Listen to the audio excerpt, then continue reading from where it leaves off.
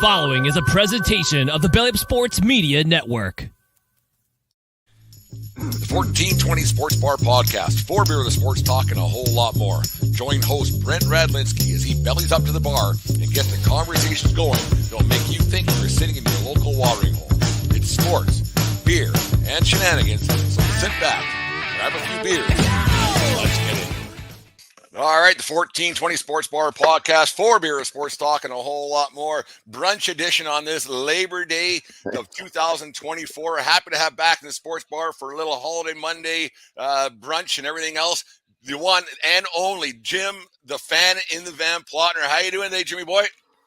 I'm doing a little bit better, just getting over being a little sick. But other than that, doing a little bit better. I could be doing a lot better. I'm doing a lot better than the Yankees, that's for sure. Little hiccup yesterday, but I want to first get into congratulating you a little bit. You lifelong goal of yours. You got yourself blocked by the one and only, I guess you could say, Deshaun Watson on Instagram. Like, what did you say? What did you do to finally make this all come to fruition? Just all the truthful stuff on Twitter that was posted. I think the one that got him was, there was something like, what are his stat lines for this year? And I put, he'll only play up until like week 3, and then he'll be scouting all the massage parlors in Cleveland, and he'll get another like 37 sexual allegations against him. And then I decided to tag at Deshaun Watson at it like I always do. And then yesterday, for shits and giggles, I wanted to tweet something at him. You're blocked. And there we go. It happened. It finally happened. No matter how big of a celebrity you are and how much money you might have in your bank account, somebody can say something just a little bit to you, and it might hurt your feelings, get yourself blocked. And it's kind of like, it's funny. I mean, I find it quite humorous that a guy with the clout that he's got in the professional sports world would even bother having that kind of stuff, and then let some yokels like me or you get to their brains a little bit. It kind of makes me laugh at how sensitive these guys actually are. Yeah. I mean, it's even like with Yankee fans. I don't know if you're part of any Yankee Twitter communities, but I'm in one. And there's this one fan, if you don't say what she likes, blocked. Doesn't matter what it is, because she's all over Rizzo's friggin' balls. And it's like, okay, the guy has done nothing in like a year and a half now. But yet he's the end-all, be-all. Make that make sense. I don't... Let's get into the Yankees right now, Jim. They made their September call-ups yesterday, and everybody's dismay. And I was quite shocked when I read it yesterday morning that Jason Dominguez didn't get called up. The Martian, as he's called, was supposed to be the next coming of who knows what. He never got the call up. Everybody was expecting him to get called up, and they left him down in the minors. And it's probably for good reason, I guess, for long term. You have your contractual control over guys, everything else, because he's a rookie and blah, blah, blah. But he got brought up last year, and he hit a home run his first at-bat with Justin Verlander. Now he's sitting down in the minors, and they brought up a guy that I've never heard of before for the stretch run. And you're in like the Yankees are in a stretch run right now. They're tied with Baltimore to help make it make some sense to me, Jim, why Dominguez is down in the minors and LeMahieu and Verdugo are still on the big club. I think it's more to protect Dominguez from further injury, because don't forget, he was hurt for the beginning part of the year, like in spring training, he got hurt, whatever it was. I just don't think they want to bring him up and then take that chance on the future, because don't forget, this is the guy who's untouchable. In like any trade scenario, he's untouchable. So I think they feel if they bring him up and he gets hurt, you're only setting back his progress, which I can understand that, but right now, like, we're a team that's in first place, and not by a long margin, and nobody's afraid of us. Like, if it's me as the GM, and it's win now, because that's what sports has become. This is a win now league, and you need your best players. If Dominguez gives you that chance, I would have called him up. Verdugo's been doing nothing. You're bringing up a no-name guy. Like, I honestly would have brought the Martian up at this point. That's the thing that you said it best, Jim. Like, you got to build for the future, and on it goes. But you know what? I could care less if they win next year. I don't know if I'll be around next year. You know, I Yeah. want them to win now and get it done, because you don't know what might happen, and you're in a win now situation. You have a guy like Garrett Cole. How many more good years has he got in him? You got Soto for this year. We'll get into him in half a second here. Like, you got Soto for 1 year only guaranteed, and then you don't know what you're going to. You're having another phenomenal season from Judge. So getting the best team that you can on the lineup, because especially when they didn't do anything at the trade deadline, having it like to do absolutely nothing, and then you don't do anything to improve your team within your organization, because it's such a you have such a small window, and you're starting to how many more good years of Judge do you have, or great years? Sorry, not good years, but great years of Judge do you have remaining? And to not give the players that are on your team now, number one, and then give your fan base, number two, the opportunity to look forward to a world championship. That's a big loss on Cashman, in my opinion. Yeah, absolutely. I mean, at the deadline, getting Chaz Chisholm from Miami was a good move. The thing that I've been arguing with Yankee fans about is, oh, he's atrocious at third base. That's not his position. See, this is what Cashman loves to do. He trades guys that are good at other teams, and then you got to play them out of position. I mean, that's the one good move they did. Could they have gotten a ton of other guys and pitching and bullpen help? They absolutely could have. But Cashman, again, I don't know what's going on up there. Not much, apparently. But if we don't win this year, I honestly feel Soto doesn't stay. And not only that, how much are you going to pay Soto? Like this is the other thing. Like, you got fans that are so like, well, if we win, let him walk. If we don't win, let him walk. No, pay him whatever he wants. Like, again, we all go back to the press conference with Hal and Hank, where they said this isn't going to be the way our dad ran it. And they're living up to fruition, especially Hal, because Hank's no longer here. But how much do you pay Soto?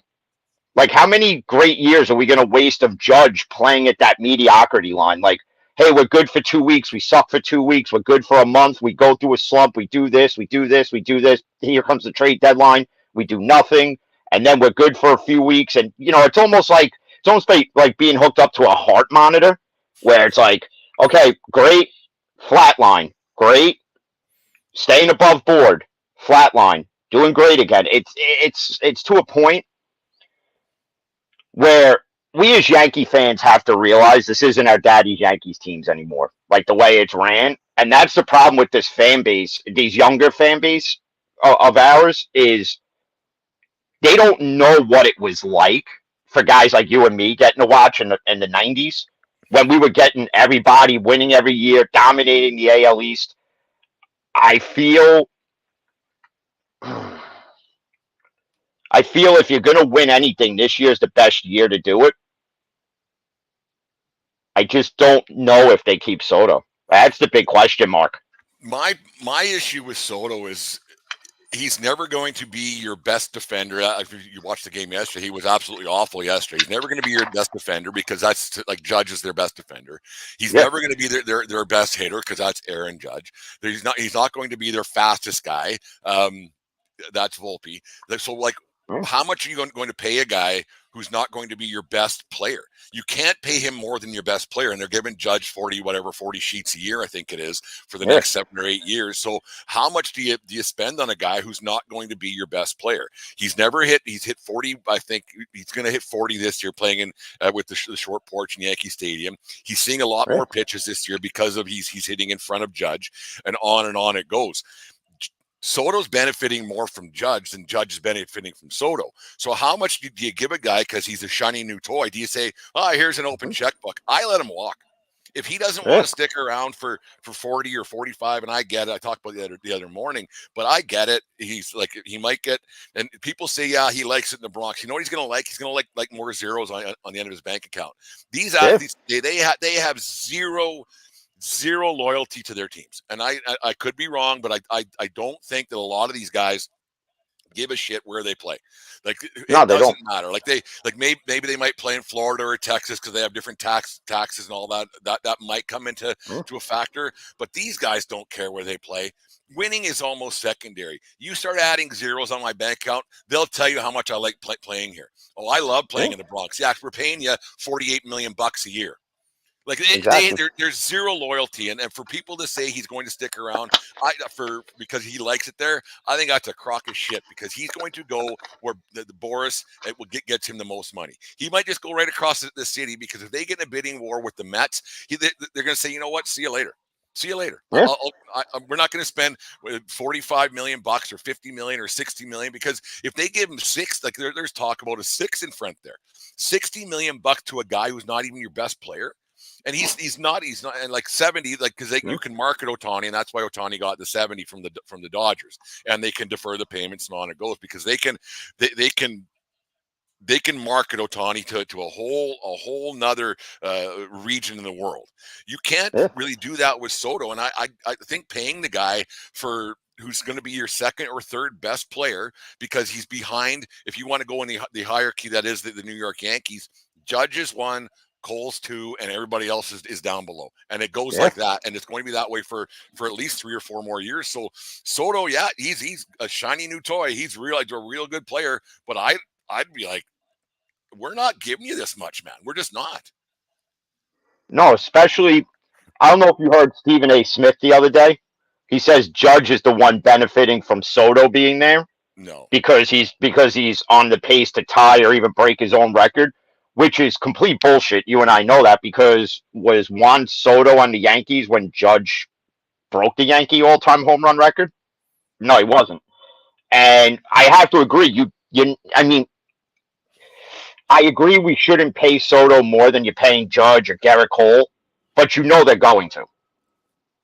You know they're going to somehow, some way. The Yankees are going to do it. It's just a matter of how much.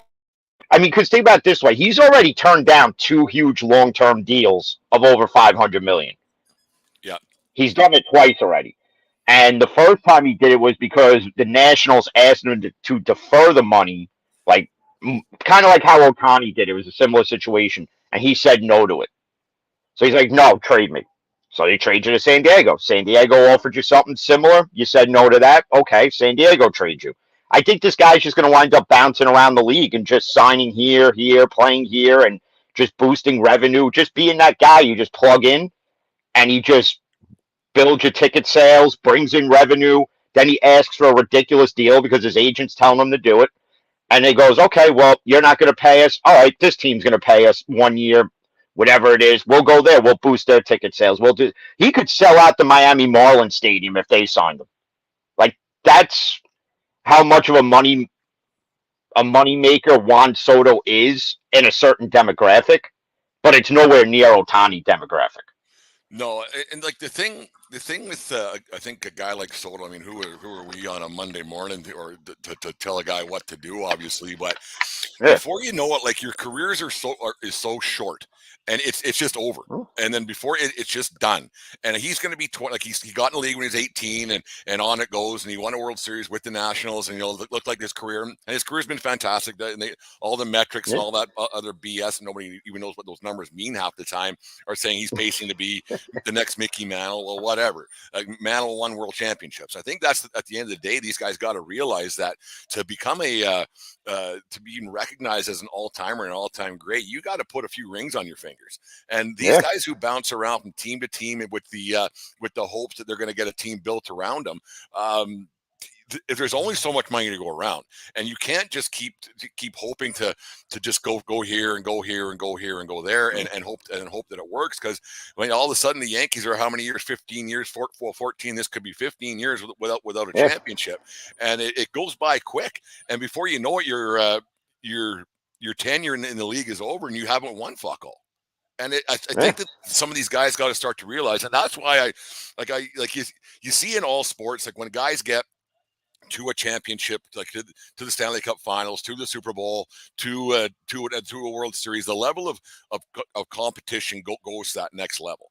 And these guys who just play the season, there's a lot more of those guys who know that they can just kind of mail it in on a not a nightly basis, but in 162 games, if I mail it in 20 times, well, it happens. I'm still getting Yeah. paid. I think the drive to win isn't like it used to be. Like I can honestly, No. like it seems to me that the people wanting to win championships in all sports because the money's so big. I mean, like it's hard and getting to that level is tough. I get it, but the drive to win a championship, I think, is not like it used to be.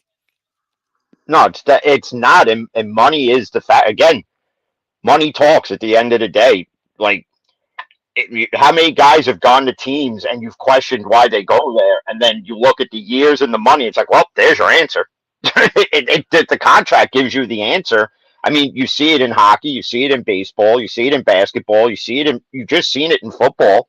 With the whole Ayuk saga.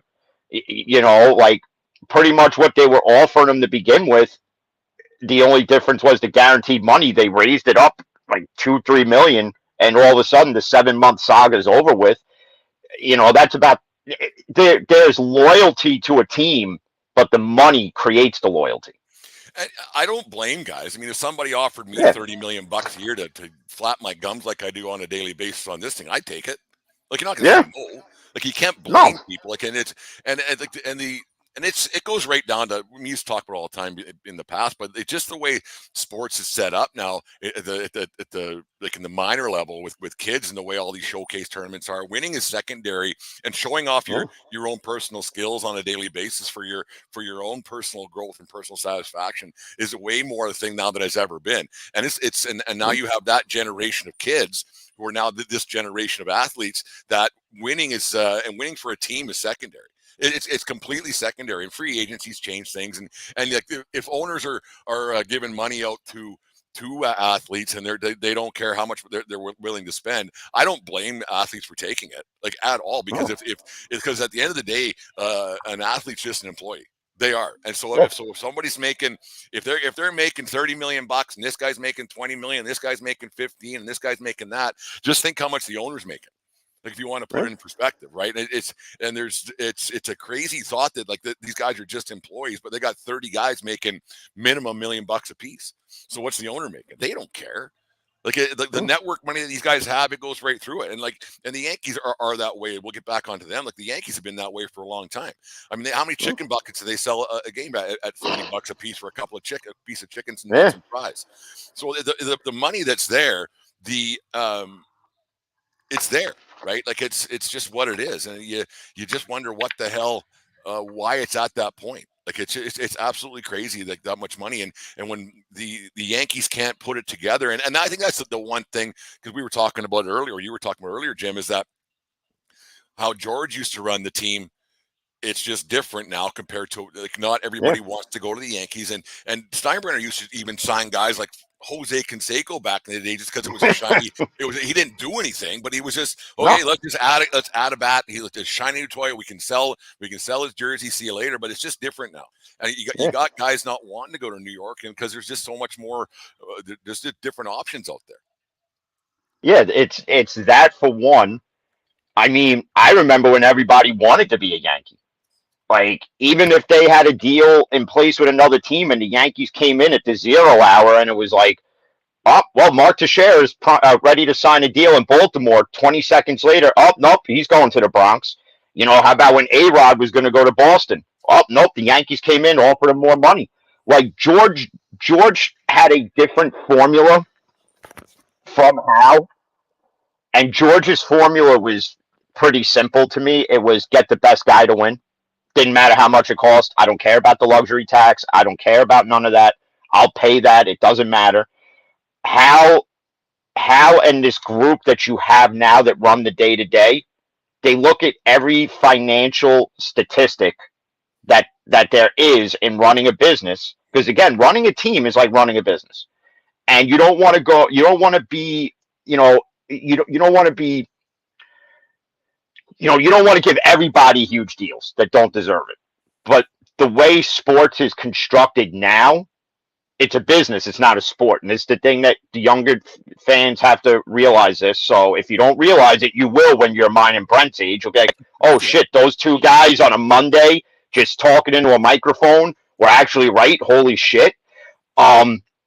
because it doesn't matter about the jersey. And that's the other thing. You guys get an attachment to a player to the jersey, and you need to detach yourself because they don't give a shit.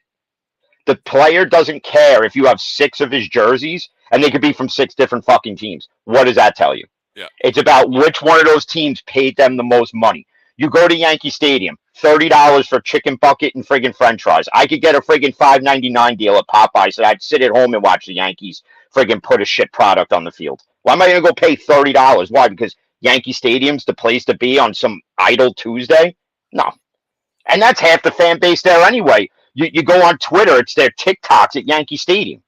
Go and watch the game. TikTok at your own house. That's it. Like, I don't go to Yankee Stadium to TikTok. I could have been to a few Yankee games this year. I had no desire to go. Why? Because I'm not going to put money in the owner's pocket to support a product that's not consistent. And like it's funny because they're not doing it. Like we said, like they're in first place in the American League right now, or second place, I think, just behind the Milwaukee Brewers, which is crazy. But and then they're tied for the division lead in the East. So like we Yankee fans are a little bit disgruntled that like we got a team right now that could be a championship team, but they don't scare anybody. Like the playoffs is a different beast. When it comes around, you're going to see pitching tightens up a lot more. Judge ain't seeing a pitch. He's not seeing one pitch to hit during the playoffs. Nothing. They're going to pitch around him. They're going to pitch to Soto, then pitch around Judge, and then maybe pitch to Stanton, who's actually tearing the cover off the ball as of late.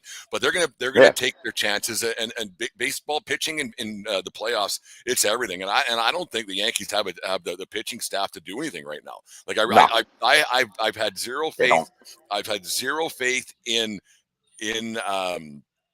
Nestor Cortez since he came up, and all that fancy twitching and holding and how he pitches. I've had zero faith in him, and he showed it yesterday again. And I don't think the Yankees have the pitching to get things done in the playoffs. And the way that they've kind of been 5-5 or the last 10. They lost to a not a very good, like they're an average Cardinals team over the weekend a few weeks back. They've somehow lost to the 107 loss. The Chicago White Sox, like you talk about bad baseball team. Holy cow! Like, to lose 107 games, that's tough to do. That's really, really hard to do. You think you would fall into one or two here and there throughout the season, but like you look back at the Yankees, like they don't scare anybody. They got Rizzo back yesterday. I personally think, and you hate to say it, but I think that they should have put DJ LeMahieu to pasture. I think it's just over for him. He's hitting 197. Once you hit below 200, it's time to go. It really is. And like you look at Verdugo, and we talked about it before the season started, how much of a douche nozzle that guy is. And he's proven that he had a good start to his Yankee tenure, but he's been bloody awful. A little bit better since I blasted him a couple of weeks ago. Maybe he heard something that he didn't like, but that team doesn't scare anybody. And I think it's going to, they're going to get a rude awakening in the first round of playoffs. Absolutely. I mean, even the pitching. I mean, people taking a shit on Garrett Cole. You guys have to realize Garrett Cole got hurt in spring training, and when they brought him back up, he had limited repetition in his rehab assignment. You call him back up, and he's going to get shelled the first few games. It's to be expected. It happens, but you got fans out there that were gung-ho on Clay Holmes at the beginning of the year. This guy was unstoppable. And I'm telling Yankee fans, listen, that lightning in the bottle is going to end. And when it ends, you're going to be telling a different story. Sure enough, get this guy off my team. It's a cardiac arrest. Like, not for nothing, Clay Holmes is a guy in the playoffs I wouldn't even trust to close the fucking clipboard before putting him in the bottom of the ninth to close a game out in a clutch situation. Like, if these guys, these younger fans thought Clay Holmes was the second coming of Mariano Rivera. Listen, there ain't nobody, and this is the problem with a lot of Yankee fans out there. You're stuck in the past. You think Mariano's walking out and saving us? No. You think Jeter's coming up and getting a clutch hit? Nope. You think even old man David Justice is going to hit a clutch home run in the ALCS at some point? No, not going to happen. This is the Yankee team you have now. And all I could say is this: light your prayer candles, say a prayer, and just hope for the best at this point, because I don't see a World Series this year. Well, and as a Yankee fan, being honest. Yeah, and I feel the same way. Like that's what bothers me about the way the game is played nowadays. It's strikeout. It's all or nothing, all or nothing. Yeah, And like people fail to realize, like Jeter's been gone for 10 years now.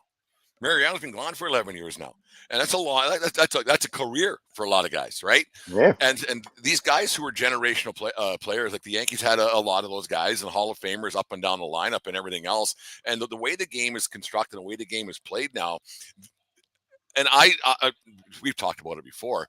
I hate the way that if a guy strikes out, they don't even seem upset anymore. It's just like, okay, I struck out.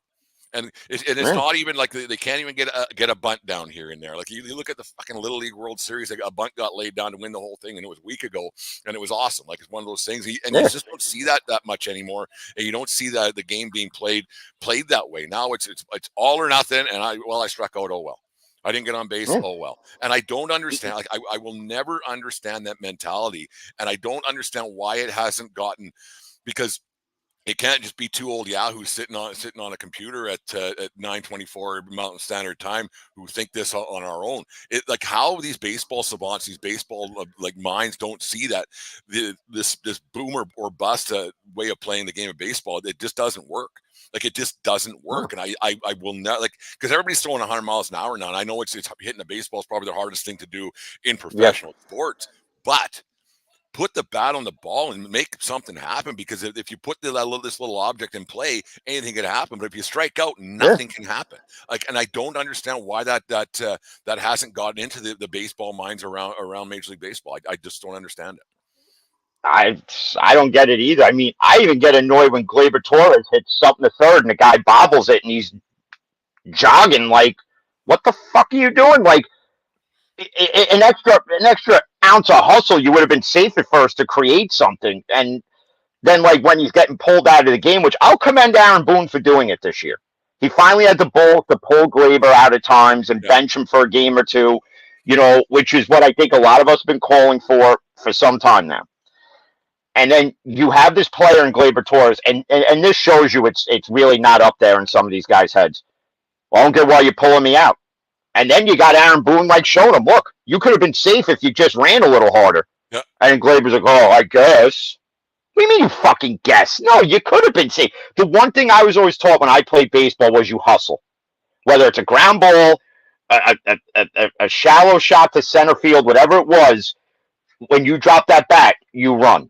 That's it. And I think these guys, I don't even get why you wouldn't want to hustle. I mean, I honestly think with some of these guys with their conditioning, I think it hurts them a bit more because you see a lot more hamstring pulls because of it. Well, and it's funny with all the conditioning these guys have, and they have the best doctors, they have the best medicine, they have the best nutritionalists, everything else. Like how these guys are hurt so often, it's mind-boggling to me that there is even a thing called the IL, because these guys are fine-tuned machines, and they're not me and you. Like these guys are machines that should be able to make this work, not a broken down 50-year-old ex-goaltender. Like it's odd that these guys get busted up the way they do. Yeah, the compete level that a lot of guys have, like a lot of guys do compete, but I just don't know if it's there. You spoke of Aaron Boone earlier there, Jim. If the Yankees don't fall into one, I personally think that they have to make. I don't know if they will, but he's a player's guy, and I like Boone. I do. I think he's a good guy, a good manager, and everything else. But eventually, they have to realize if they don't fall into one this year, that maybe it's time to make a change. And I think that goes right up to the Cashman thing. Like I know Cashman's an honorary Steinbrenner, but eventually it's shit or get off the pot, and it's getting old. And I think we might have talked about this in the past. Like you look at a team like the Cleveland Guardians, whatever they're called now. They're in first place in the American League Central, and they spend less than what the Yankees outfield makes. Yeah. And so eventually, you would think that Steinbrenner's got to be like, okay, I spend how many billions of dollars since 2009, since the last time we won a world championship? Yeah. Billions. Like we're not talking millions here. Billions. Yeah. We haven't put one together. Somehow in 2015, the Cleveland or the Kansas City Royals put one together. They've won. You have teams that get to the playoffs year in, year out. They've come close to winning. And now you have the Cleveland Guardians who don't spend $100 million, and not even close. They're in first place. eventually you got to think that Steinbrenner is going to say, listen, what the heck? Where's all this fucking money going? Like, what are we doing? Where is this money going? Like eventually Cashman's got to be held accountable. You would think. Yeah, that's something Hal's got to look at and be like, listen, you eventually have to sit everybody in the room one on one. Listen, Brian, what are we doing here? Like, you gave this guy this deal, you gave this guy this deal, you gave this guy this deal. What have we won? Nothing. Like, why do you think I should keep you? You know, Aaron Boone, yes, he's a player's coach, and he does shoulder a lot of the blame from the fan base. But you have to realize there's only so much Aaron Boone can do. Like, he can't make Stanton go up there and hit a home run. He can't make Judge get a hit every game, but he can hold guys accountable. And when he starts that with Glaber, that's when I think certain people that hated Boone, it was like, all right, even if we don't win this year, I could go with another year of Boone, but you got to get rid of Cashman. But even with Cashman, to, to, to criticize him is correct, but it's one of those, even he can't make guys step up in the biggest spot. I mean, you could blame him for bringing guys in and it not work out. And that's what I think we all do. But at the end of the day, is it really Cashman's fault or is it the player's fault? In a way, I've been thinking about it more because somebody was like, you know, Cashman can't make a guy go up there and hit a single with two guys on. No, you're absolutely right. You can't, but you could criticize him for a lot of what he could have did to what he didn't do to what he should have done to what could have been. You could criticize him for that, and I think that's where the criticism is fair. Like, okay, you traded for Verdugo. Okay, we needed a left fielder. You filled a legitimate problem. That's great. But is it Cashman's problem that Verdugo started hot and went completely cold? No.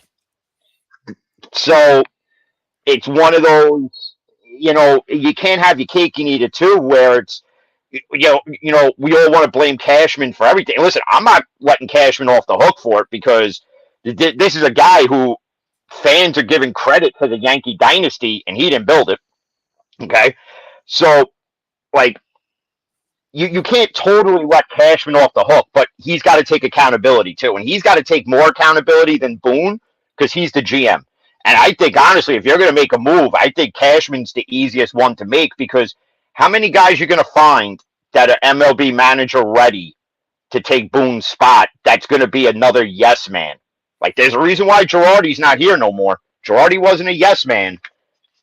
Boone is, and that's why I think Boone will have a longer leash than Cashman. Well, that's just it. You fire a guy, then what? Then what? Yeah. Then the next guy up. The next guy, it's going to be what the organization wants. You're going to get this guy, insert this guy here, insert this guy here. Like until the because it's a culture thing, right? So you can't just keep replacing guys, because you be careful who you fire, and that's probably like where you work and where I work, where everybody works. Be careful who you get rid of because is the next guy going to be any fucking better? Probably not. Yeah. He might be marginally, something might change here and there, but this is the system that you got. So just firing guys isn't the solution. Like there are, like I thought they should have kept Girardi, or like the way he lost in 2017. Should have won that game against the fucking no good cheating Astros, and on it goes. But they didn't score any runs, so they blamed Girardi back then. It's crazy to think it's been that many years since that Boone's been around. But you can't just keep firing guys like George used to fire Billy Martin back today every 3 weeks. Yeah. It didn't. What did that do? Because those teams back in the 80s were quite bad. You just wonder what the end result's going to be this year. Because like I said, I don't know if the Yankees scare anybody. And you look at that Houston team. That's a close thing to a dynasty that we've seen in a long time. And they're starting to roll right now. And they could do a lot of damage because they went out made some deals at the deadline. Do you think it's just a thing that there's maybe, Jim, that maybe teams just don't want to deal with the Yankees because of their success and because of Cashman's arrogance per se, that maybe they just, you know what, the phone doesn't ring, it's me, man. I ain't calling you. I don't want to deal with you. And that might be a thing. Maybe it's just that kind of a disdain for Cashman. He's been around for so long. The Yankees have had success, and maybe other teams say, you know what, screw you. I have this piece here. We're not trading him. We're just not. I think part of it is the arrogance. I think it's too that Cashman has made it known. Listen, if you're going to do business with the Yankees, there's certain guys that are not touchable in a trade scenario, and those are the guys that these other teams want. Like, are you willing to wait another 2-3 years to see what Spencer Jones is going to maybe be or what he could be? Or can you get a guy that's going to help you win a World Series now? For me, the answer is simple. Buy Spencer Jones, and if you Bye-bye. turn out to be a great player elsewhere, Oops. then you know what? Then good for you. Okay, then we made a mistake. We shouldn't have traded you, but guess what? We got a World Series out of it this year. And it's the same thing with a lot of guys that Cashman wants to protect. Like George was never afraid to trade the farm.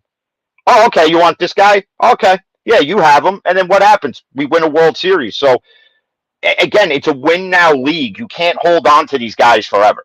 You know, you can't hoard them. You can't hoard them in your farm because you could get another.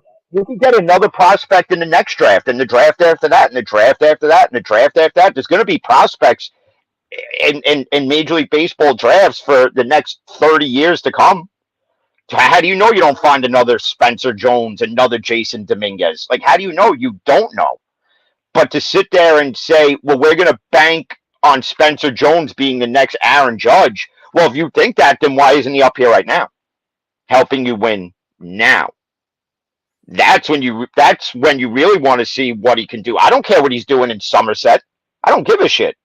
I want to see what he does in the Bronx on a Wednesday tie game, bottom of the ninth, bases loaded, and he's up at the plate, and you got 2 outs, and it's a full count. What does Spencer Jones do there? Does he come in clutch for you, or does he fucking shit the bed? That's what I want to see. Yeah, because prospects they're just prospects. They've done Yeah. nothing. I could care less. I don't care about next year, and I think more and more teams that like, because the Yankees, like, I mean, they give themselves a shot every year to at least make the playoffs. Like they're not you can't think they're a championship team every year, but there's a lot of teams that would, and a lot of fan bases, Jim, that would kill to be in our position year in year out, where at least they have a shot. You're not like the Pittsburgh fucking Pirates or the like we said earlier. We're not the Chicago White Sox who got 107 losses. So you want to have a chance. Like a lot of people would love to be in our situation where you got a chance to win. We're not just a 500 franchise. I mean, I'm not part of it, obviously, but like, and so go out and win now. You have to. You can't wait for this guy that might be good. That might be, because that is might. Yeah. You don't know. So what are you holding on to? If I can go and get this guy or that guy who's going to be helping me now, not now, right now, because you have a championship window of Aaron Judge, Garrett Cole, Stanton, like I said earlier on, hitting the ball a little bit. Torres is probably gone. Rizzo's probably done this year. Contract's up. So you have a bunch of guys that have been around for a few years that might win something. You got one of the best rookies in baseball as your catcher, who's tearing the cover off the ball. So they have a chance right now to do something, and to not do it, I just don't understand. To not pull the trigger and get something done, it makes zero sense to me. It makes zero sense why you wouldn't give the players you got and give your fan base something to look forward to. Because I don't know how it is like around your neck of the woods out there in Long Island, but there can't be much of a thought process that they're going to do anything. Like the fan base can't think they got a great shot. And I mean, there's everybody as a Yankee fan is a bit of a chip on our shoulder, I guess, a little bit. Yeah. And so, but there has to be a bit of negativity with people in your neck of the woods. Oh, there is, and I'm definitely the head of it because it's just being realistic. And we've seen, like, going back to what you might become, we've already seen Cashman make this mistake twice. Miguel Andujar, Clint Frazier. Yep. When we could have got Garrett Cole from Pittsburgh well before we got him now, and all that held it up was Clint Frazier and Brian Cashman, and this shows you that he's really not that smart up there when it comes to certain things. Oh, he's going to be the next great thing.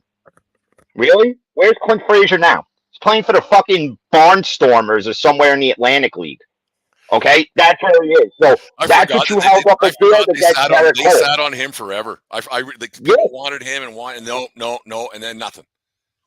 And then, he had a few bright moments when he was on the roster, but that guy dove more than Michael Phelps diving into a pool to win an Olympic medal. And then he got vertigo, and then he was finally released or whatever it was. And it's like that's the casualty and that's the mistake made by Cashman because you held on to a prospect you thought was going to be so good. And what did it get you? Because had you had gotten Cole that year, he wouldn't have went to Houston. Houston probably wouldn't have as many World Series as it has now. So because you held on to one guy to not get the guy you really needed, it cost you a lot more. And the repercussions of it are what you're seeing even to this day as we're sitting here talking about it. When Cashman holds on to these guys, because it's what they may be or what they could turn out to, unless Cashman's got a crystal ball we don't know about, you don't know. Like to sit there like Debbie Garcia. Everybody thought Debbie Garcia was the next coming of like Greg Maddux. And we could have traded him, and Cashman said no, and then he came up and he sucked. Nothing out of that guy.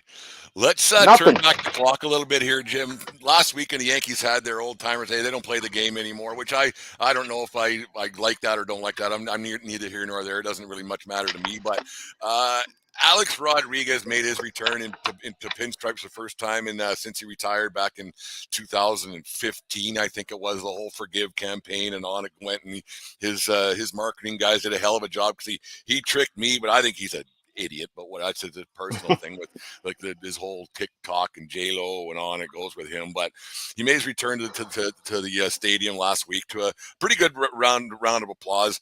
Do you ever see a time where Mr. Alex Rodriguez, number 13, will find a place in Monument Park? Ooh.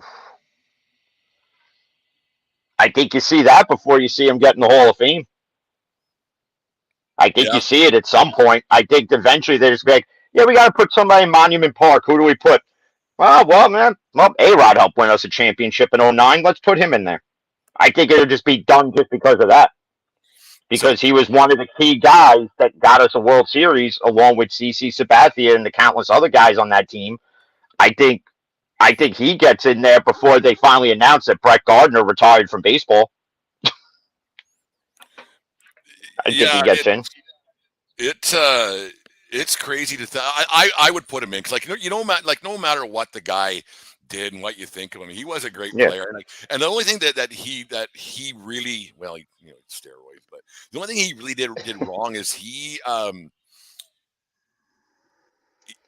don't want to say low self-esteem, but low self-esteem might have been his downfall because he was one of the best players in baseball. He's one of the best players to ever play the game, even before he got onto the juice, before he went to Texas there. And he could have been an all-time great without it. He was already like Barry Bonds, the same thing. And just their own lack of self-esteem or knowing that other guys were doing it as well. That might be his only downfall is he couldn't stand to be second or third fiddle. And that kind of was his downfall for sure. And then to not tell the truth about it on the Michael Kay show and on it goes, like you probably remember better than I do, but how he blatantly lied about the whole thing. I think that's his biggest downfall. If he would have just come out and said, you know what, I did it. Because Andy Pettitte said, yeah, I took it to help out rehab assignment, blah, blah, blah.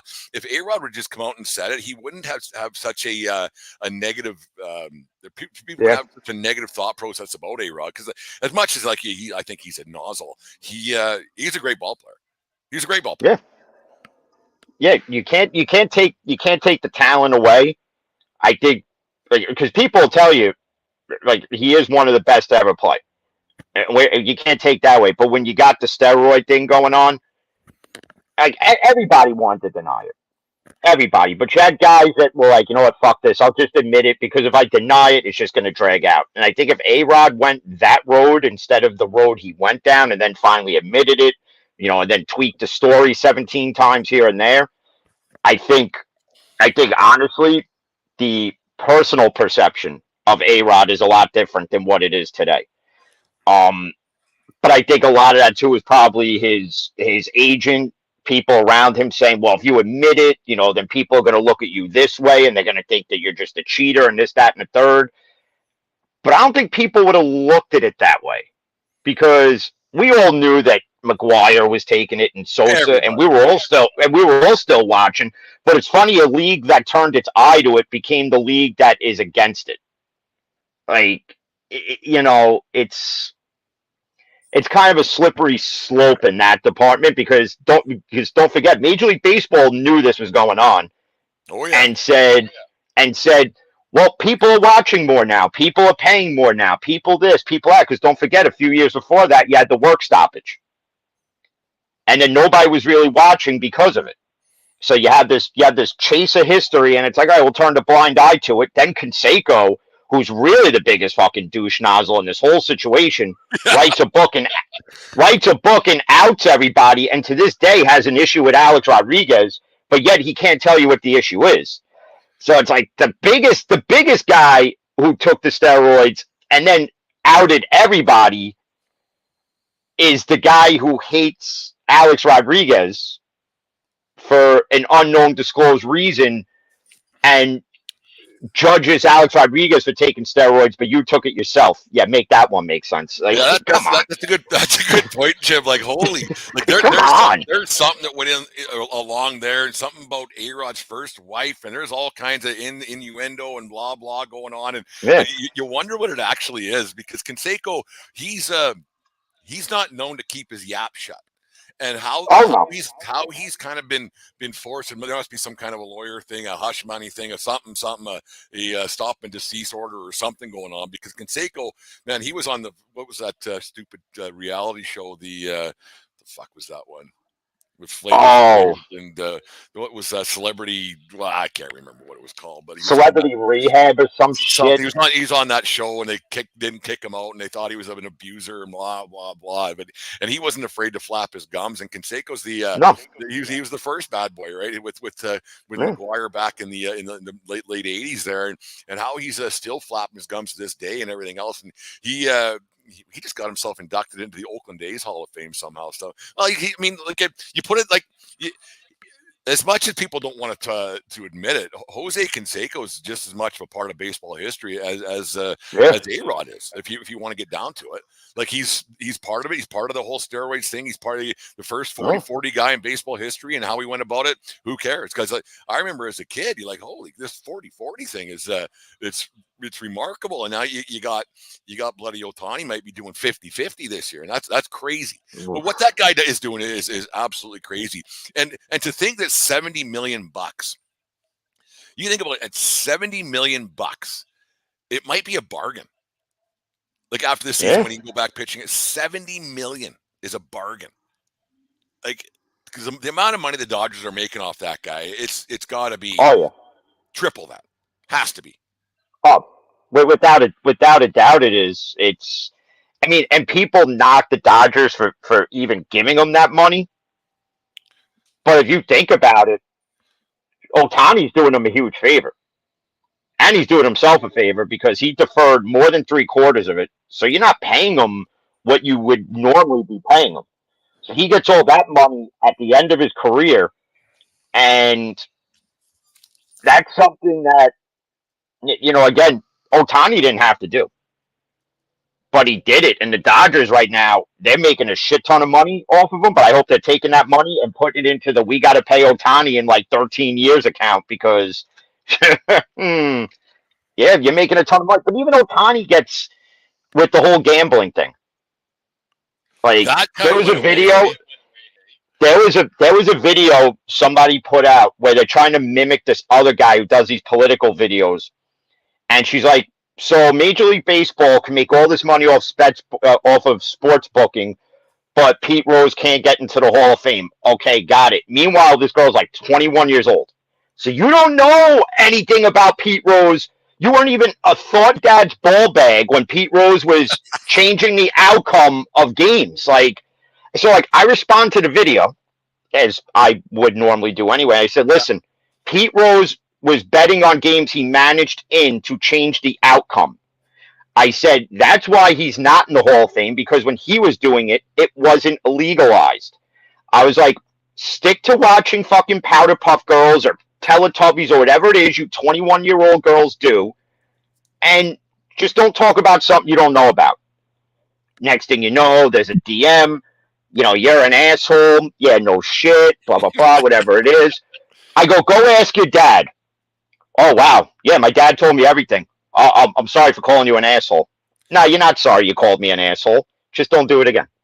That people like you hear a lot of people talk about the Pete Rose thing, and yeah, he never bet against his team to lose. And if you want to get in a barroom conversation at any point with sports fans, just say the two words Pete Rose, and it just goes Yeah. because people are so divided on that whole thing. And I'm like, okay, he never bet on his team to lose. I agree with you, but he didn't always bet on his team to win. And he didn't bet every day. Like he knew what days to do things, and he could juggle the lineup from Yeah. the day before to make sure that this pitcher was here and this guy was set up here and the lineup was this. Like he was able to do that. And it wasn't that he was betting on his team to lose because he admitted it. And then Pete Rose, like every time he gets a chance to say sorry, to say I shouldn't have done it, he finds a way to trip over his dick every single time. Like he never says the right thing. And that's just the thing that he's never really felt any remorse for No. being banned. Like it's everybody else's fault but Pete Rose's. Is he an all-time great? Probably one of the greatest players to ever play the game. Probably a Yeah. top 10 guy. What year was that? 2000. I can't remember when they did that all-century team. Probably in 2000 when they did the all-century team. Good prognosis, Brent. You fucking idiot. But it's you think that like but he's never once said sorry. Or he No. may have, but I don't think he's ever meant it. No, and even if he does, even if he means it, I still think Major League Baseball is going to punish him. Like, I think you put him in as a player. I think, listen, it's not like Pete Rose is going to live a long period of time at this point. I mean, the guy is what? Guy's ancient. If something came across the ticker this afternoon that Pete Rose passed away, it wouldn't surprise me. Yeah. He's not young. No. I mean, but like, my thing is, and I catch flack for it, and again, it's a matter of opinion. I feel you put him in as a player. Let him enjoy it when he's alive. Yeah. Because you're just going to put him in when he's dead anyway. Like, you're just going to do it as a sympathy thing to the family.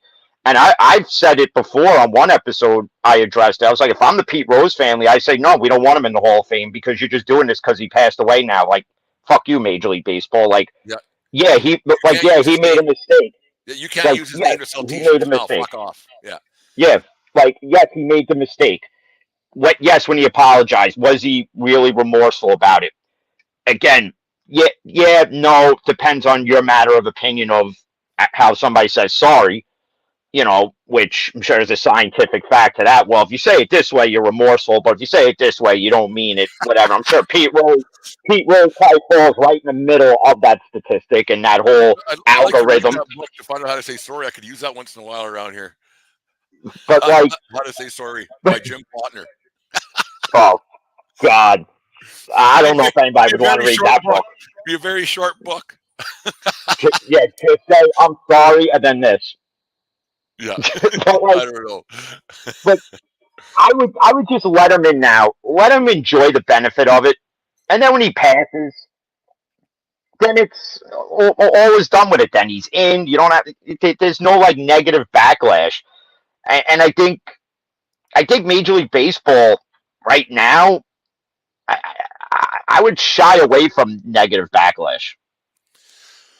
Well, it's such a it's becoming a baseball becoming a very niche sport. Like football's king, obviously, the way that and I think it's the marketing machine that the NFL has is second to none. Like, yeah. Is the game better? Who knows? Is it better than baseball? Who knows? Is it better than hockey? Who knows? But the way they market it, it's second to none. And it's like a lot of times I said it before. It's the popular kid in high school because it's popular. The games are great, the sports, but it's not that, like, the sport itself isn't that much above baseball itself, but just the way it's marketed.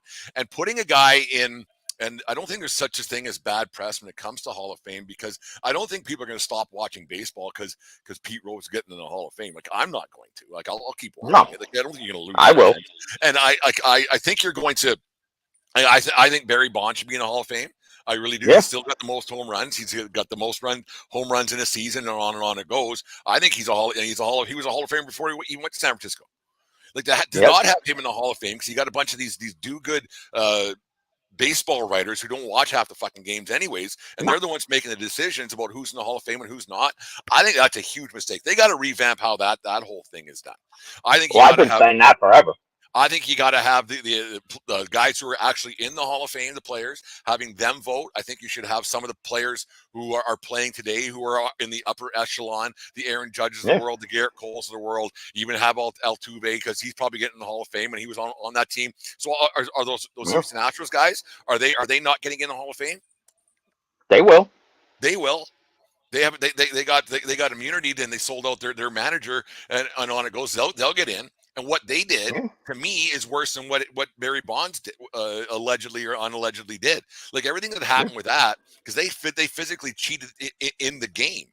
They didn't take the like steroids, because no matter what, and yeah, you can hit a ball further if you got more muscle. I get it, but you still got to hit the fucking thing, and it's hard. That's And that's the thing I got into an argument with somebody about, because they're like, Barry Bonds shouldn't be in the Hall of Fame. He cheated baseball. So I'm like, okay. I'm like, listen here. I'm going to explain this to you. You could literally be the size of Arnold Schwarzenegger, but if you can't hit a ball, it doesn't mean shit. I said there's scientific factors of hitting a baseball. There's all this probability and all this shit. I said, you sit there and you're telling me hitting a golf ball that's stationary on a tee is harder to hit than a baseball. Well, first off, you're an idiot if you think that, because it's completely false.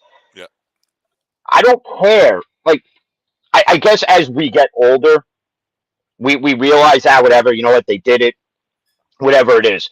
But if Major League Baseball is acknowledging these records by steroid guys, one or the other. then then it's either you acknowledge the record, you put him in the Hall of Fame, you don't acknowledge the record, and you give it to Aaron Judge, and you don't put him in the Hall of Fame. But you can't sit there and have it both ways. It's bullshit, because you have vindictive writers who, some of them were probably there during the 98 chase and during Bonds' chase, that were writing, oh, this is the greatest thing for baseball ever. Now here it comes 10, 15 years later, and it's time for Bonds to go in, and it's like, nope, he cheated the game. We're not putting him in. I think until these older dickhead writers pass away or retire, whatever comes first, and you have guys like you and me in that are more, we don't look at things necessarily in black and white. We look in that shade of gray. Okay? And you see certain things for what it is and what it might be, for what it could be, what might have been, whatever it is. Guys like me, if I was a writer, I'm putting Bonds in, I'm putting Clemens in, because of what they did before the allegations. Yeah. Like, they were already on this path. So it's like, just take it based off that alone and take the steroid part out of it. But you can't sit there and acknowledge this record, not only having the most home runs ever, but having the single season home run record ever, and then turning around and be like, well, you can't benefit in one of the biggest things baseball has to offer because of this career that you put up, because you may or may not have cheated. It's bullshit to me. Well, it's a good point, Jim. Like, you don't see them going into Roger Clemens' house and taking away his Cy Young trophies, right? No. Are they taking Bonds as MVPs away? Either you acknowledge how great he was, you put him in the Hall of Fame, you let him keep his all stuff, or you don't. Which one is it? You can't talk out of both sides of your mouth. You can't acknowledge how great these guys were, have them on the MLB network. You can't have them here, there, and everywhere, and then all of a sudden say, but you know what? I know Major League Baseball doesn't run the Hall of Fame. I get it. I understand that. I'm not an idiot. Yeah. But baseball has to either shit or get off the pot when it comes to these guys. And did it make them better players? Probably. But how many average guys became that were still average because all they did was it just upped everybody up to that next level. An average guy was still an average guy. The greats were still great, no matter what. Like did McGuire hit that many more home runs because of it? Who knows? Like, who knows? No one will ever know. Like, it's just the way, like you said earlier, the way that they push the narrative with that home run chase between Sosa and McGuire that saved baseball, which it did.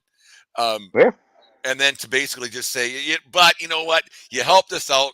Here's your gold watch. Thanks for everything at retirement. Yeah. And fuck off.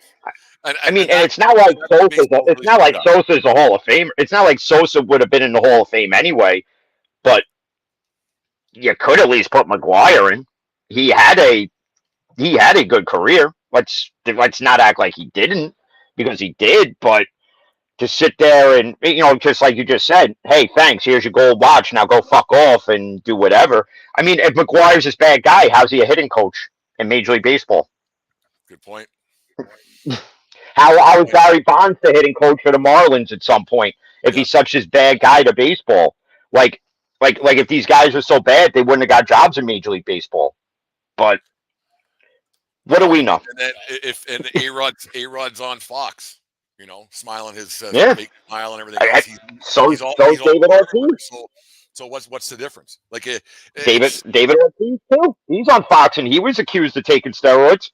There's no way he wasn't. He was almost out of baseball at one point because he was with Cleveland, I think, at one point, wasn't he?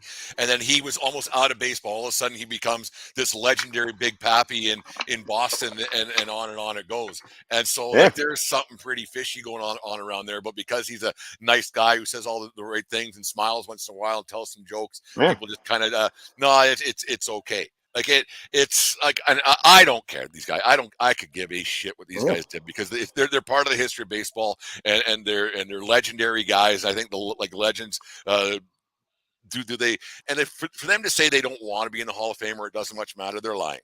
If you get in the Hall of Fame, or if you don't, and you were close, and you because of something you did, and they're not putting you in, and to say that they don't care, they're lying. They're 100%. No, they are. Because you look at every guy who gets in. The sense of pride that they have when they get to go there every weekend for the dinner and on it goes. There's got to be a certain level, and no matter what sport, when you get into that Hall of Fame status, that means something, man. Because it's tough to do. Like how many guys play that game and they don't get in the Hall of Fame, and once you're in, it's something. So for these guys to say that they don't care, they're lying. They're lying. No, I'm absolutely lying. Because if that was me and I was this close to getting in, and then something held me back, I'd be devastated. I mean, you could have me on TV saying, yeah, it don't matter, but behind closed doors, I'd be freaking throwing shit. Like, you gotta be fucking kidding me. You're not putting me in because of this or whatever it is. I mean, how many guys are in the Hall of Fame in any sport that have done worse than take steroids? I mean, O.J. Simpson's in the fucking Hall of Fame of football, and he was a womanizer and a quote-unquote murderer, okay? Yeah. That just tells you all you need to know. Well, I mean, and it's not like his womanizing was hidden because it was out there and everybody knew, but he was still voted in. Why? Because he was a great running back. Okay, so if that's the case, Barry Bonds was a great hitter. Why is he not in? One was beating the shit out of women on a daily basis. But because he was a good running back, you put him in the Hall of Fame. Barry Bonds, who had this clean image other than taking a needle to his ass cheek, okay, doesn't get in. I get they're two different sports, but it's still a Hall of Fame. Well, let's go back to like the Deshaun Watson thing. We started the show with you got yourself blocked by him on Instagram. Like you go back to that, and me and the wife were talking about this yesterday. How prevalent this abuse of women is. It's crazy to me. Like how and how these guys, because they can throw a football or they can run or they can hit or they can skate or whatever. Like how this. And I didn't mean to go here. We're going to apparently. It's like how prevalent this is, and how these guys aren't shunned by the public. Like it's crazy to me to think that. And I don't want. We won't get political because that's a whole other thing. But like it's crazy to me how because these guys can play a sport at a high level that they're just forgiven. Like hockey did it. Like there was a situation. I don't know if you heard about this here in Hockey Canada. A few guys got banned. National Hockey League. Carter Hart was one of them. Goaltender. They got their team said there was 5 or 6 guys that did something when they were 17, 18 years old, and the hockey world, like every team said, no, thanks, bye, see ya. We don't need this. We don't need this problem in our locker room. We don't need this in the press. We don't need this in the stands. We don't need people protesting. But other sports have just kind of went. He's a good football player. Let's let him play. I don't understand it. I mean, you see it. I mean, you had the Watson thing. Then you have, then all these other guys of late that have been arrested for domestic violence or just even getting into trouble in general. Like you have Rashee Rice of the Chiefs. who's like driving around Dallas, Texas, like in the Fast and the Furious, hits how many cars, and yet there's no punishment for him yet. But there's these other guys who have done less that are already getting punishments, which I don't know. And then not only that, we live in 2024, right? Right? How are we still having people get into DWIs and then killing people? Because that whole thing with the kid from Columbus, Goudreau, yeah. him and his brother, with Goudreau getting killed, that guy is an asshole. And then in court, because you're told, oh, well, you're going to be held for 72 hours, and you're sighing. Oh, sorry, jerk off. You just killed two people. You ruined you ruined these kids' lives, the wife's life, this whole family's life. You ruined it because of one bad decision you made, and you're sighing about it because you got to sit in fuck me in the ass prison in somewhere in central friggin' Jersey. Go fuck yourself. And the thing with that, like, come on, he seems like he's put out because he's got to be in there for I think it was till Thursday actually because of the long weekend and on it goes. Yeah. But dude, that 3 extra days, that's the least of your worries right now, man. The least of your worries. You ain't getting out for a long time. You might get out between now and your hearing or your court case, but after that, you ain't getting out for a long time. Vehicular manslaughter, like I said, that 3 days is the least of your worries. Crazy. It's crazy. Take that extra 3 days to realize all you had to do was go on this app called Uber and request a ride. Yeah. Because what would have cost you $30 most to get to wherever you were to get back to your house is now costing you tens of thousands of dollars you probably do not have. You ain't getting that back at all. You're not getting that back at all, so. Let's wrap things up with a little bit of who is better. I got 4 of them for you, then we'll call it a day, and we can go enjoy our holiday Monday. Yep. Ready to go? I'm they're ready. more of like what is better? What's better, a holiday Monday or a holiday Friday? Ooh. See, with me, it depends because I work every other Saturday. So if I don't work that Saturday, it's holiday Friday. I like the holiday Friday myself. For some because you get that Thursday, you can go and stuff, and Thursdays are better than a Sunday. Just one of those things. Yep. What is better, Burger King or McDonald's? Or what's your go-to burger place? I haven't eaten either one of them in so long, but usually I go to Burger King. Whopper's good. Burgers are just better. The burgers are just better. I like a good burger. I like a good Whopper. Like the McDonald's is, but it's just they're everywhere. That's the problem, right? Like fucking everywhere. You stop and you get one. What is better, Billy Ray Cyrus's "Achy Breaky Heart" or "Wannabe" by the Spice Girls? Both horrific, awful songs in my opinion. But which one's better? Oh God, we really got to pick one of these.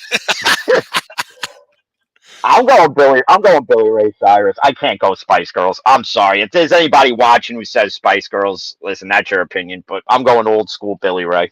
That Spice Girls song is absolutely the Spice Girls in general are awful, but that wannabe thing that came out in '97, it changed the world. Like it was fucking terrible.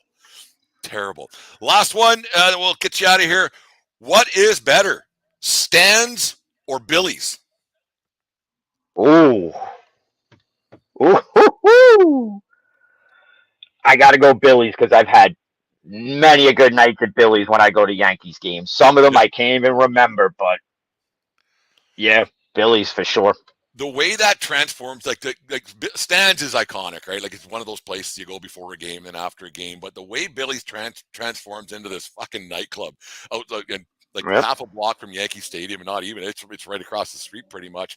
And the way that place turns into the fucking one of the best nightclubs in New York City, it's crazy. It's actually crazy what goes on in there. And like the 2 levels, the whole bit, the outside bar, and on it goes. Yeah, no, it's something else there. It's a lot of. So I spilled a few drinks in there myself there, Jim. It's been I had a few.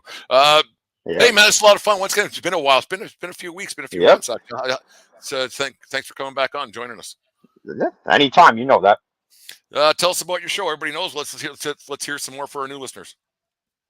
Pretty much right now I got I got 3 of them going on. My own, which is Fan in the Van, and then I do one with Garrett, Steel and Teal, where we try to talk Steelers Jaguars, but it does go off the rails a bit. And then I got Cigar and Sports with E-Man from Average Joe Sports. We recently just had Cigar Clowns on, which was a good episode. It kind of delved away from sports for a bit and more on the cigar side of it, which was good, which is out now. It's on YouTube, Rumble. I guess you could still watch it on Twitter if it's still on there because he streams through there too. So, other than that, I should have a new episode out hopefully Wednesday because Tuesday I got a lot to do in the morning, so I ain't gonna be able to get one out. But Wednesday should be a new one out, and I'm sure between now and then somebody will message me something stupid, and then I get to address it. So There you go. It's one of the good things about getting behind these microphones now and then. No, Jim, yeah, last question. Yankees, are they going to win a World Series? no, not with this bullpen, not with this rotation, and now with the way Boone can't keep a lineup consistent. No. No, I don't think so either. It's crazy to think that like the best team in the American League right now, and everybody's thinking not a chance. So the Yeah, parity of the game, the way the sport's built now, it's one of those things too. So, no, yeah, Jim, thanks a lot for doing this, and we'll get together again real soon. you got it. Take care of each other. More important, take care of yourself. Need you around. Keep your stick on the ice, and don't swing at high pitches. And remember, Nope. it doesn't matter where you are; it's who you're with. Have a good day, folks. We'll talk to you again tomorrow.